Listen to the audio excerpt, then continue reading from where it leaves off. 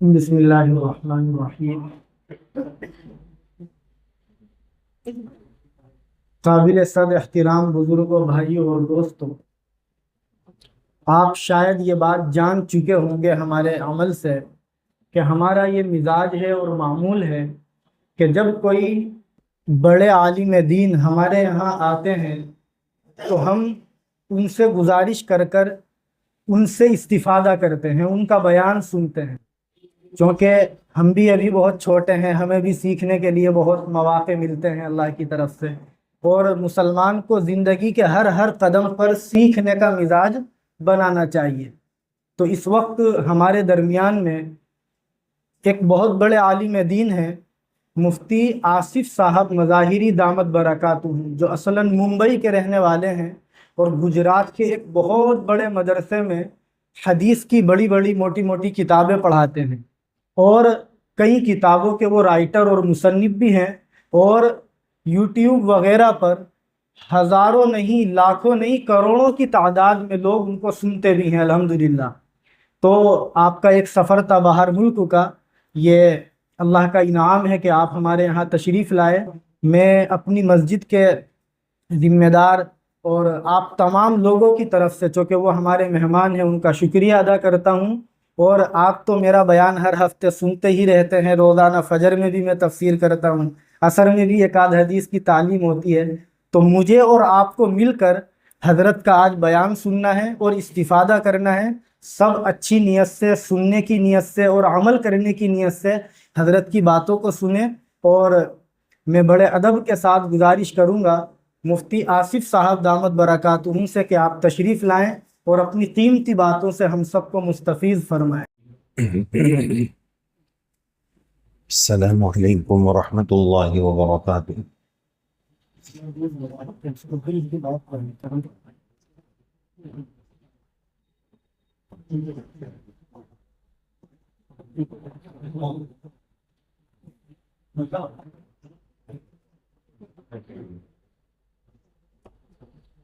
چلیں گے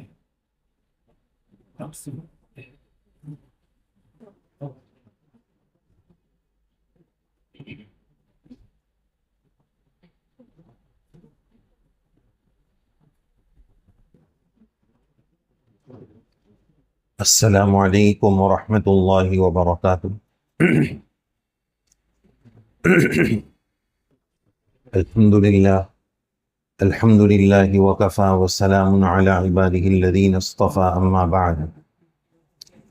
اعوذ باللہ من الشیطان الرجیم، بسم اللہ الرحمن الرحیم۔ النبی اولی بالمؤمنین من انفسہم، وقال اللہ تعالی ادعونی استجب لکم، صدق اللہ العظیم۔ ہر ابتدا سے پہلے ہر انتہا کے بعد، ہر ابتدا سے پہلے ہر انتہا کے بعد ذات نبی بلند ہے ذات خدا کے بعد۔ دنیا میں جس قدر احترام کے قابل ہے لوگ، میں سب کو مانتا ہوں مگر مصطفیٰ کے بعد، صلی اللہ علیہ وسلم۔ واجب الاحترام محترم بزرگوں، دوستوں اور عزیزوں، اللہ تبارک و تعالیٰ کا بے انتہا شکر، کرم، فضل، انعام اور احسان ہے کہ اللہ تعالیٰ نے جمعہ کے فریضے کی ادائیگی کے لیے اپنے اس مبارک گھر میں جمع فرمایا، اور دین کی نسبت پر کچھ کہنے اور سننے کی سعادت اور توفیق نصیب فرمائی۔ حضرت مفتی صاحب کا شکر گزار ہوں کہ انہوں نے اور ذمہ داروں نے آپ حضرات سے روبرو ہونے اور آپ سے کچھ دینی پیغامات شیئر کرنے کی اس عاجز کو یہ سعادت بخشی۔ اللہ تعالیٰ مفتی صاحب کی، آپ حضرات کی اس محبت کو بے انتہا قبول فرمائے، اور دعا فرما دیجیے اللہ تعالیٰ اس عاجز کو اخلاص کے ساتھ صحیح اور حق بات کہنے اور ہم سب کو عمل کے جذبے سے کہنے اور سننے کی سعادت اور توفیق عطا فرمائے۔ میرے محترم بزرگوں، دوستو، سب سے پہلے ایک بات یہ عرض کروں گا کہ یہ جتنی دینی مجالس ہوتی ہے، جیسے ابھی مفتی صاحب نے بتایا کہ ہم روزانہ تعلیم کرتے ہیں، تفسیر کرتے ہیں، الحمدللہ ہفتہ واری گشت ہوتا ہے، ہفتہ واری بیانات ہوتے ہیں، جمعہ کے بیانات ہوتے ہیں، یہ جتنی ایکٹیویٹیز ہیں، یہ جتنے بیانات اور یہ جتنی سرگرمیاں ہیں، یہ دراصل ہمارے ایمان کی چارجنگ ہے اور یہ بہت ضروری ہے۔ یہ دین کے مذاکرے، یہ بیانات، اس کی حیثیت کیا ہے، پہلے اس کو سمجھنا ضروری۔ جب تک اس کی اہمیت ہمارے دلوں میں نہیں آئے گی تب تک جو ہے ہم اس سے کما حقہ فائدہ نہیں اٹھا سکتے ہیں۔ آپ یقین جانیے اس عاجز کو بڑی خوشی ہوئی، ویسے مفتی صاحب نے مجھے یہ خوشخبری پہلے ہی سنا دی تھی۔ جیسے ہی ہم مسجد میں داخل ہوئے تو الحمدللہ مسجد کا یہ نچلا حصہ تو ہم نے دیکھا، اوپر کا تو دیکھا نہیں، یہ پورا فل نظر آیا۔ اس سے دل بہت باغ باغ ہوا کہ آپ ماشاءاللہ دین کی باتوں کے سننے کا شوق بھی رکھتے ہیں، اور حدیث شریف میں جمعہ میں جلدی آنے کی فضیلت اور ترغیب بھی موجود ہے، اس پر بھی آپ حضرات کا عمل ہے۔ یہ دیکھ کر بہت خوشی ہوئی۔ اللہ تعالیٰ آپ کے اس عمل پر آپ کو بے انتہا اجر و ثواب عطا فرمائے اور اس میں مزید اور ترقیات عطا فرمائے۔ تو میرے بزرگوں میں یہ عرض کر رہا تھا کہ یہ دراصل ہمارے ایمان کی چارجنگ ہے۔ آج کل موبائل کا دور ہے، ہر چیز موبائل کی مثال سے بہت آسانی سے سمجھ میں آتی ہے۔ دیکھو آج کل نوجوان لوگ زیادہ جانتے ہیں کہ ہم لوگ ہر وقت چیک کرتے ہیں کہ بھئی میری کتنے پرسنٹ بیٹری بچی ہے۔ اگر 50% سے بیٹری نیچے ہوتی ہے نا تو میرا ہارٹ بیٹ فاسٹ ہو جاتا ہے کہ بھئی جلدی چارجنگ کر لو، کہیں ایسا نہ ہو کہ لائٹ چلی گئی تو پھر میں ادھورا رہ جاؤں گا، میری بیگم سے میری محبوبہ سے میں محروم ہو جاؤں گا۔ یہ محبوبہ ہو گئی ہے ابھی سب کی۔ تو بندہ یہی کرتا ہے کہ 50% سے نیچے بیٹری آئی کہ چارجنگ پہ لگا دیتا ہے۔ تو غور کرنے والی بات ہے کہ ایمان کی چارجنگ کی بھی ضرورت ہے، اس کی بیٹری بھی تو ڈاؤن ہو رہی ہے، اس کی چارجنگ ہم کب کریں گے؟ یہ دین کے مذاکرے، یہ جمعہ کے بیانات، یہ در حقیقت اسی ایمان کی چارجنگ۔ اب ہم یہاں آ تو گئے، دین کی بات سن بھی رہے ہیں۔ قرآن مجید میں سورہ قاف میں اللہ تعالیٰ ارشاد فرماتے ہیں ان فی ذالک لذکری لمن کان لہ قلب او القی السمع وہو شہید، کہ اگر کوئی یہ کہتا ہے میں حنیفیہ مسجد میں بیان میں آیا تھا، موجود تھا، تو دو میں سے ایک بات یا دو باتیں ضروری ہیں، تبھی آپ بول سکتے ہیں کہ میں مسجد میں بیان میں تھا۔ یا تو دل کے کانوں سے وہ بات میں نے سنی ہو، یا او القی السمع، یا کم سے کم ان کانوں سے وہ بات سنی، ورنہ پھر وہ شہید اور حاضر نہیں۔ یا تو دل اور کان دونوں سے سنے، یا کم سے کم درجے میں ان کانوں سے بات سنے ہوں۔ جب بچہ پیدا ہوتا ہے تو اسلام نے کیا حکم دیا ہے کہ ایک کان میں اذان اور ایک کان میں اقامت کہی جائے۔ یہ بھی تو ہو سکتا تھا نا کہ دونوں چیز داہنے کان میں کر دو، ایک کان دوسرا کان دونوں طرف سے کہلوا کر اشارہ دیا گیا کہ مومن کی شان یہ ہونا چاہیے کہ اللہ اور اس کے رسول کا نام اس کے اندر اتر جائے، اور وہیں سے یہ مشق اور پریکٹس کرا دی گئی کہ ایسا نہ ہو کہ ایک کان سے سن کر دوسرے کان سے نکال دو۔ اب تو ہم سن کر سن ہو چکے ہیں، سن نہیں ہونا ہے، عمل کے جذبے کی نیت سے بولنا ہے، عمل کے جذبے کی نیت سے مجلس میں شرکت کرنی۔ بات مجھے یہ عرض کرنی ہے کہ نبی کریم صلی اللہ علیہ وسلم کی محبت میرے ایمان کا حصہ ہے، اس کے بغیر ہمارا ایمان نامکمل ہے۔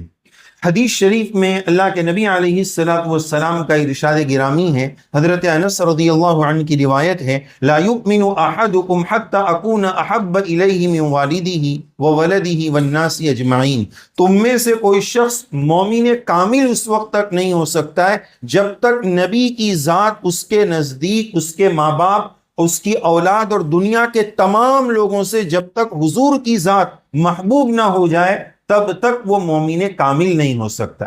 بعض کتابوں میں محققین نے یہ بات لکھی ہے کہ مومن کامل نہیں ہو سکتا ہے، یہ ترجمہ تو مترجمین اور ترجمہ کرنے والوں نے کیا ہے۔ حدیث شریف میں تو یہ ہے کہ لا یؤمن، وہ مومن ہی نہیں ہے اگر اس کے نزدیک حضور کی ذات کی محبت سب سے ٹاپ پرائرٹی اور اعلیٰ درجے کی ترجیحات میں شامل نہیں ہے تو پھر وہ مومن ہی نہیں۔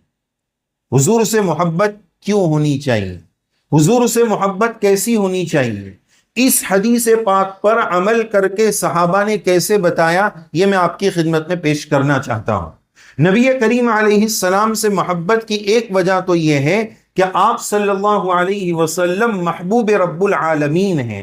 جو ہستی اللہ کی محبوب ہے وہ پھر مسلمانوں کی محبوب کیوں نہ ہو؟ اللہ کے محبوب ہونے کی دلیل یہ ہے کہ قرآن شریف میں اللہ تبارک و تعالیٰ نے 25 نبیوں کا نام ذکر کیا ہے. پورے قرآن شریف میں 25 نبیوں کا نام آیا ہے. تذکرہ تو اور نبیوں کا بھی آیا ہے لیکن نام صرف 25 نبیوں کا آیا ہے. اور ان ناموں میں بعض نبیوں کو اللہ تعالیٰ نے نام لے کر پکارا ہے. آپ کو قرآن شریف میں یا زکریا ملے گا یا یحییٰ ملے گا یا عیسیٰ ملے گا، لیکن پورے قرآن شریف میں آپ کو یا محمد کہیں نہیں ملے گا. آپ صلی اللہ علیہ وسلم کو اللہ تعالیٰ نے نام لے کر نہیں پکارا ہے. پورے قرآن شریف میں میرے سرکار کا نام نامی اسم گرامی محمد 4 مرتبہ آیا ہے، احمد 1 مرتبہ آیا ہے، لیکن یا محمد پورے قرآن شریف میں کہیں نہیں آیا. جب بھی حضور کو پکارنے کا وقت آیا تو رب العالمین نے فرمایا یا ایھا الرسول بلغ، یا ایھا النبی لم تحرم، یا پھر فرمایا یا ایھا المزمل، یا ایھا المدثر، اے چادر اوڑھنے والے، اے کملی اوڑھنے والے. یہاں میں ایک نقطے کی بات عرض کروں پھر اپنی بات آگے بڑھاؤں. ایک چادر اور ایک کملی جو میرے سرکار کی ذات کے ساتھ اور بدن مبارک کے ساتھ جڑ گئی، اس جڑنے پر کرم یہ ہوا کہ جب تک اللہ کا کلام رہے گا اور ہمیشہ ہمیش رہے گا تب تک کلام پاک میں اس چادر کا ذکر خیر چلتا ہی رہے گا.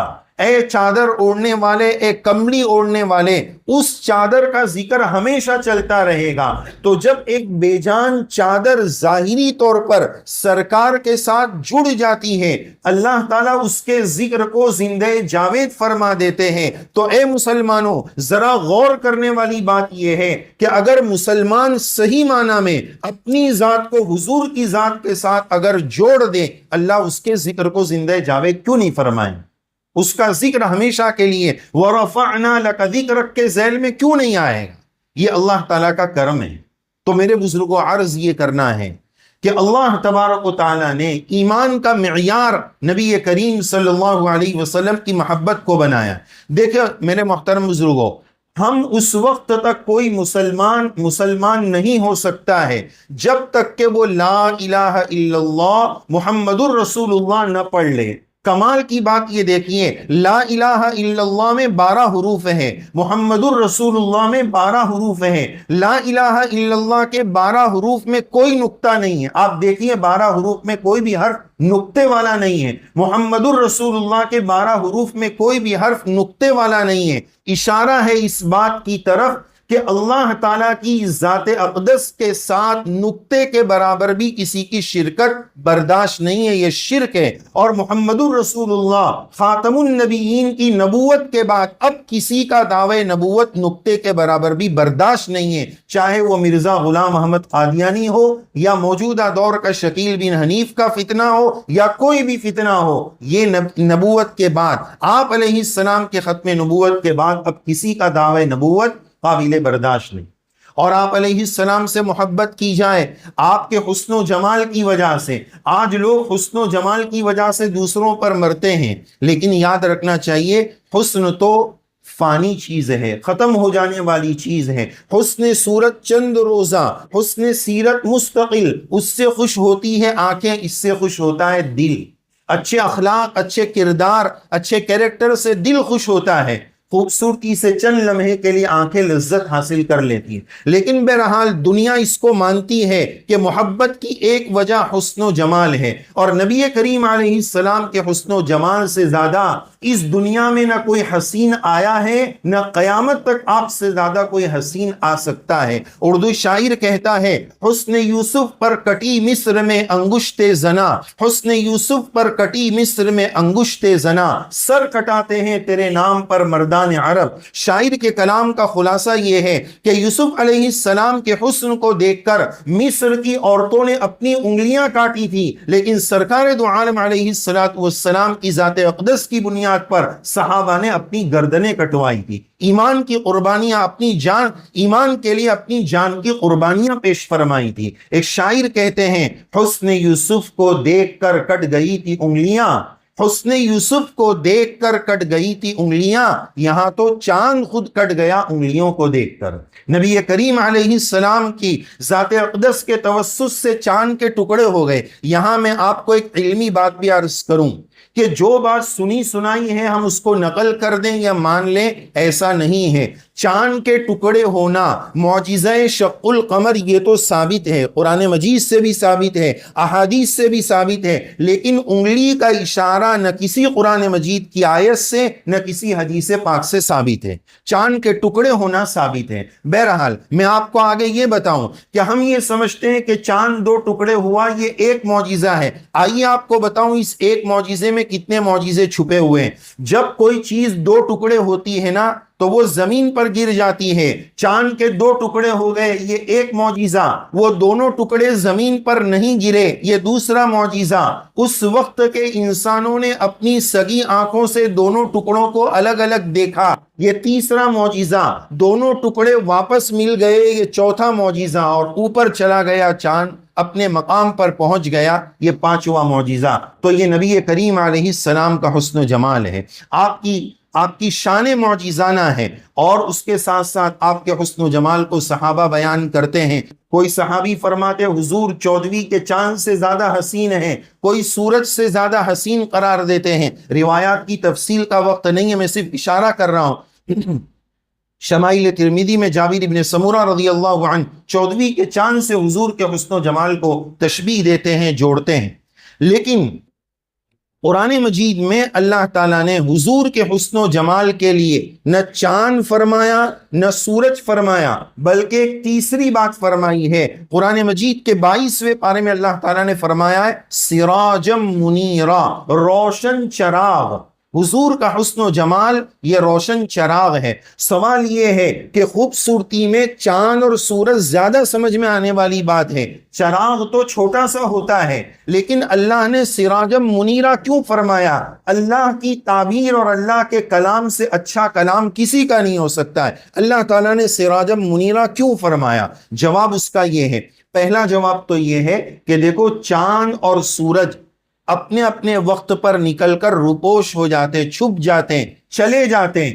آپ علیہ السلام کی تعلیمات ختم ہونے اور جانے کے لیے نہیں ہیں، اس لیے اللہ تعالیٰ نے آپ کے حسن کو چاند اور سورج نہیں فرمایا۔ نمبر 2، دوسرا جواب اس کا یہ ہے کہ آپ ایک سورج سے دوسرا سورج روشن نہیں کر سکتے ہیں، ایک چاند سے دوسرا چاند روشن نہیں کر سکتے، ایک چراغ سے دوسرا، دوسرے سے تیسرا، ہزارواں، جتنے چاہے ایک چراغ سے آپ چراغ جلا سکتے ہیں۔ میرے سرکار نبی کریم علیہ السلام کا چراغ مصطفی وہ انٹرنیشنل چراغ ہے کہ آپ کی ذات اقدس سے کم و بیش 1.5 لاکھ صحابہ کے چراغ جلے، صحابہ سے تابعین کے چراغ جلے، تابعین سے تبع تابعین کے چراغ جلے، اور انشاءاللہ قیامت کی صبح تک حلم مجرن علماء حقہ دعات اسلام کی شکل میں یہ چراغ جلتے ہی چلے جائیں گے، ولو کرہ الکافرون، چاہے اسلام دشمن طاقتوں کو یہ کتنا ہی ناگوار کیوں نہ گزرے۔ تیسرا جواب یہ ہے کہ اللہ تعالیٰ نے سراجم منیرا کیوں فرمایا، روشن چراغ کیوں فرمایا؟ دیکھیے بات علمی ہے، اس کے لیے تھوڑا سمجھنے کی ضرورت ہوتی ہے، تو غور سے سمجھیے۔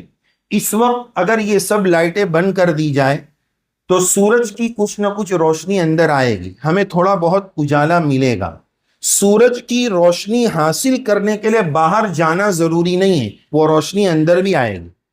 لیکن چراغ کی روشنی کا اصول یہ ہے کہ آپ یہ چراغ جس کمرے میں لے کر جائیں گے اس کمرے میں آپ کو روشنی ملے گی، دوسرے کمرے میں نہیں ملے گی۔ اسی طرح اشارہ ہے اس بات کی طرف کہ جو مسلمان اپنی زندگی کے جس شعبے میں اور جس ڈپارٹمنٹ میں یہ چراغ مصطفی لے کر جائے گا وہاں اس کی زندگی میں اس کو روشنی ملے گی۔ حضور کی تعلیمات جہاں لے کر نہیں جائے گا وہاں اس کو اندھیرا ملے گا۔ اس بات کی طرف اشارہ کرنے کے لیے رب العالمین نے سراجم منیرا فرمایا۔ میرے سرکار کی شان بتاؤں کہ دیکھیے آج دنیا بڑی سیلیبریٹی کس کو بولتی ہے؟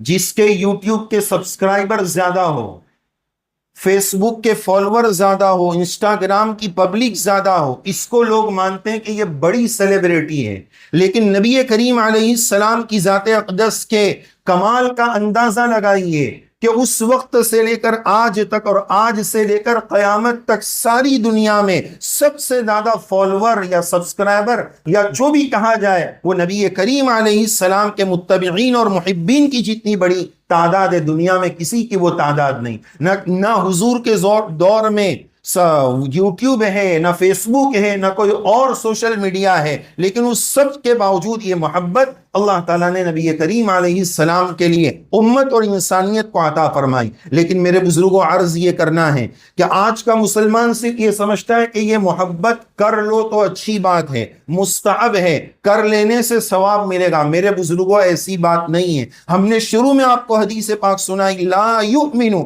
اگر یہ محبت نہیں ہے تو آپ ایمان والے نہیں ہیں، اگر یہ محبت نہیں ہے تو میں ایمان والا نہیں ہوں۔ میں بہت ادب کے ساتھ آج کی اس مبارک مجلس کا سب سے قیمتی پیغام ابھی آپ کو سنانے جا رہا ہوں، بہت توجہ کے ساتھ یہ بات سنیے، چاہے وہ علماء کرام ہو جو اپنے بچوں کو مدارس یا مکتب میں پڑھا رہے وہ بھی توجہ فرمائیں، یا دعوت و تبلیغ کی مبارک محنت کے ذمہ دار ہیں جو جماعتوں میں جا کر لوگوں میں محنت کرتے ہیں، یہ پیغام ان کی خدمت میں بطور خاص یہ گنہگار عرض کرنا چاہے گا۔ آج نیو جنریشن کو، اپنی نسلوں کو اور امت مسلمہ کو دو چیز پلانے کی ضرورت ہے۔ میں نے یہ کہا ہے پلانے کی ضرورت ہے، پلانے کی تشریح میں بعد میں کروں گا۔ وہ دو چیز کیا ہے پہلے وہ سن لیجئے۔ نمبر ایک، اپنی نسلوں کو اللہ اور اس کے رسول کی محبت پلاؤ۔ پہلی چیز، اپنی نسلوں کو اللہ اور اس کے رسول کی محبت پلاؤ۔ اختلافات چھوڑ دو کہ یہ جماعت والا ہے، یہ عالم والا ہے، یہ خانقاہ والا ہے۔ ہر دین کے ذمہ دار کی یہ ذمہ داری ہے کہ امت مسلمہ کو اللہ کی محبت اور رسول کی محبت پلائے۔ اور دوسری چیز یہ بات سمجھانے کی ضرورت ہے کہ آج کل دو چیزیں عام کی جا رہی ہیں۔ نمبر ایک، جو دکھے وہ ماننا ہے، جو نہ دکھے وہ مت مانو، تو بندہ ایمان سے محروم ہو جائے گا۔ اللہ نظر آتے ہیں، اللہ نظر آتے ہیں، ایمان سے محروم ہو جائے گا۔ نمبر دو، دوسرا پروپیگنڈا یہ چلایا جا رہا ہے جو عقل میں آئے وہ کرنا ہے، جو عقل میں نہ آئے وہ نہیں کرنا ہے، تو بندہ اعمال سے محروم ہو جائے گا۔ سازش یہ رچی جا رہی ہے کہ مسلمان ایمان اور اعمال سے محروم ہو جائے، اس کے لیے کہا جا رہا ہے جو دکھے وہ مانو، جو عقل میں آئے وہ کرو۔ دونوں باتیں غلط ہیں۔ ہم بلا دلیل کے بولتے ہیں اسلام حق مذہب ہے، اسلام کی تعلیمات حق مذہب ہے، تو اسلام کی تعلیمات اپنی نسلوں کو پلاؤ، ایمان اور عقیدہ اپنی نسلوں کو پلاؤ۔ دو باتیں میں نے عرض کی ہے، نمبر ایک اللہ اور اس کے رسول کی محبت پلاؤ، نمبر دو ایمان اور عقیدہ اپنی نسلوں کو پلاؤ۔ علماء کرام بھی اس پر توجہ دیں۔ ہر ذمہ دار، کلکم راع وکلکم مسئول عن رعیتہ، ہر ایک ذمہ دار کی یہ ذمہ داری ہے کہ اس کو پلاؤ۔ آپ اگر مولانا صاحب ہے، بچوں کو پڑھا رہے ہیں، پڑھانا میں نے نہیں کہا ہے، میں نے کہا ہے پلانا ہے۔ اب سمجھیے پلانے کا کیا مطلب ہوتا ہے۔ پلانے کا مطلب ایک ایگزامپل سے میں سمجھاؤں، ایک چھوٹا بچہ ہے، 5 سال کا بچہ ہے، اس کو ممی پپا روزانہ ایک سوال کرتے ہیں، بیٹا اچھا بچہ کون ہوتا ہے؟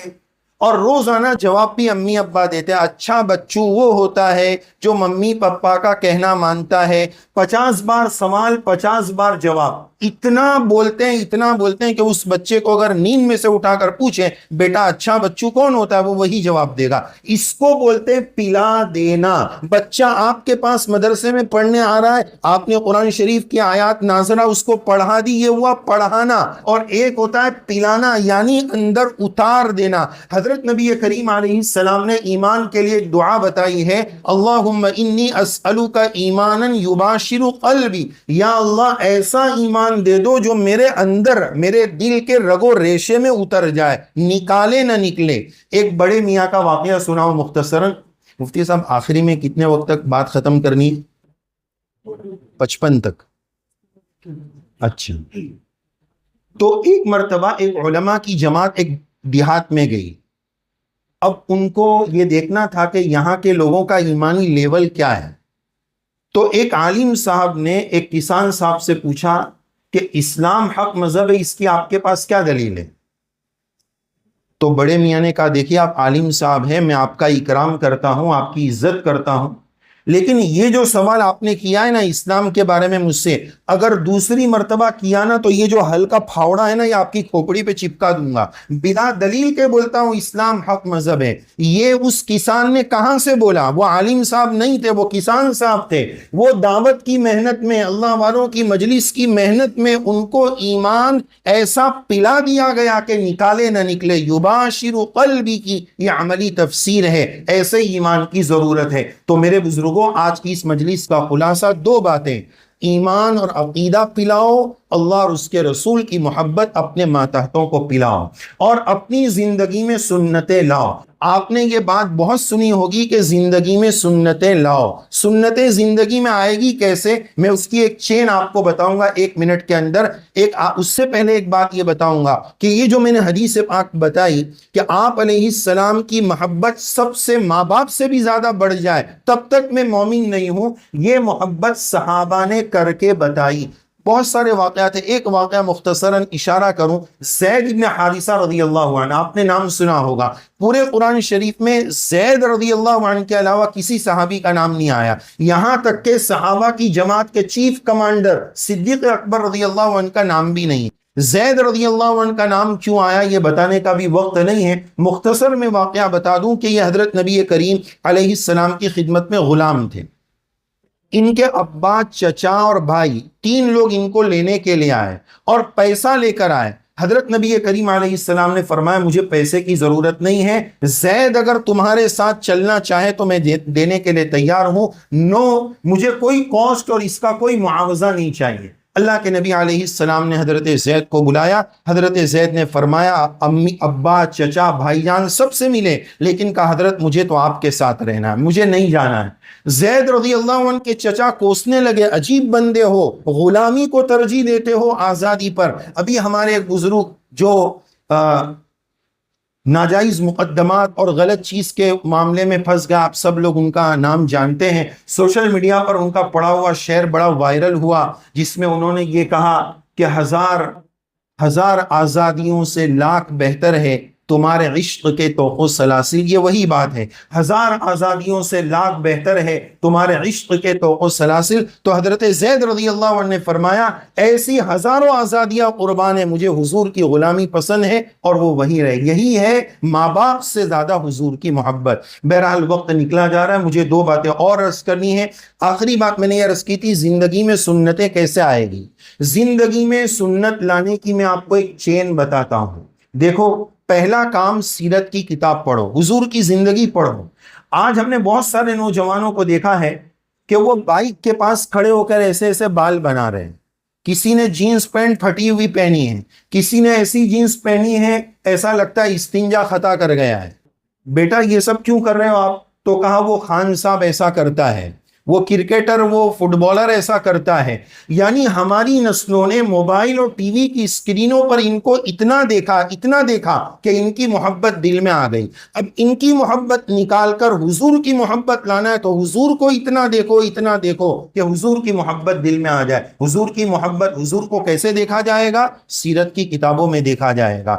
ہر زبان میں ہر طرح کا لٹریچر سیرت پر موجود ہے۔ آپ سیرت پڑھیے، سیرت پڑھیں گے تو حضور کی محبت آئے گی، اور جب کسی کی محبت پیدا ہو جاتی ہے نا تو اس کے جیسا کرنا آسان ہو جاتا ہے۔ تو اس طرح زندگیوں میں سنتیں آ جائے گی۔ اللہ تعالیٰ کہنے والے گنہگار کو بھی عمل کی توفیق نصیب فرمائے۔ ہم مبتلا ہے مصیبتوں میں حکم الہی توڑ کر، ہم مبتلا ہے مصیبتوں میں حکم الہی توڑ کر، عزت کیسے ملے گی سنت نبی کی چھوڑ کر۔ آخری 1.5 منٹ میں یہ چاہوں گا کہ ہماری یہ مجلس درود شریف کی مجلس ہو جائے۔ یہ عاجز پیارے آقا صلی اللہ علیہ وسلم کے الف سے یا تک القاب آپ کو سنانے جا رہا ہے۔ آپ سب حضرات جی میں صلی اللہ علیہ وسلم پڑھیے گا۔ الف نے کہا احمد آ گئے، امی آ گئے، اولا آ گئے صلی اللہ علیہ وسلم۔ با نے کہا بشیر آ گئے، تا نے کہا تنویر آ گئے، ثا نے کہا ثاقب آ گئے، جیم نے کہا جمیل آ گئے، جواد آ گئے، ہاں نے کہا حکیم آ گئے، حافظ آ گئے، حجازی آ گئے، خاں نے کہا خاتم النبیین آ گئے، دال نے کہا داعیا الی اللہ باذنہ آ گئے، ذال نے کہا ذکی آ گئے، را نے کہا رحمت للعالمین آ گئے، زا نے کہا زائر آ گئے، سین نے کہا سید آ گئے، سراج آ گئے، شین نے کہا شفیع آ گئے، شہید آ گئے، صاد نے کہا صفی اللہ آ گئے، غاد نے کہا ضامن آ گئے، طا نے کہا طیب آ گئے، طاہر آ گئے، طٰہٰ آ گئے، ظا نے کہا ظاہر آ گئے، عین نے کہا عبداللہ آ گئے، عزیز آ گئے، عادل آ گئے، غین نے کہا غیور آ گئے، فا نے کہا فائق آ گئے،